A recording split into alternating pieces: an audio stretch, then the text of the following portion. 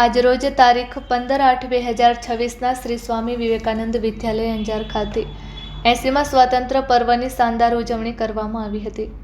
શાળાના આચાર્ય શ્રી જયદીપસિંહ જાડેજાના માર્ગદર્શન હેઠળ ધ્વજવંદન તેમજ સાંસ્કૃતિક કાર્યક્રમ યોજવામાં આવ્યો હતો.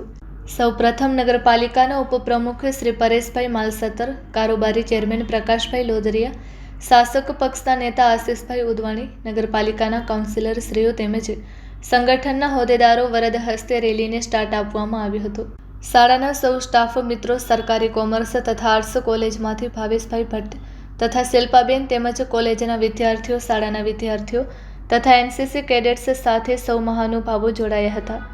એનસીસી તરીકે આ વર્ષે સૌપ્રથમ વખત જ 4 દીકરીઓ જોડાઈ છે અને તેઓમાં દેશ સેવાનો એક અનેરો જોશ દેખાઈ રહ્યો હતો, જેમને તાલીમ એનસીસી ઓફિસર શ્રી દિલીપભાઈ પરમાર આપી રહ્યા છે.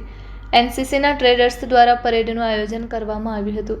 ધ્વજવંદન શાળાના સિનિયર શિક્ષક શ્રી હિતેશભાઈ રાવલના હસ્તે કરવામાં આવ્યું હતું અને તેમના દ્વારા પ્રાસંગિક ઉદ્બોધન આપવામાં આવ્યું.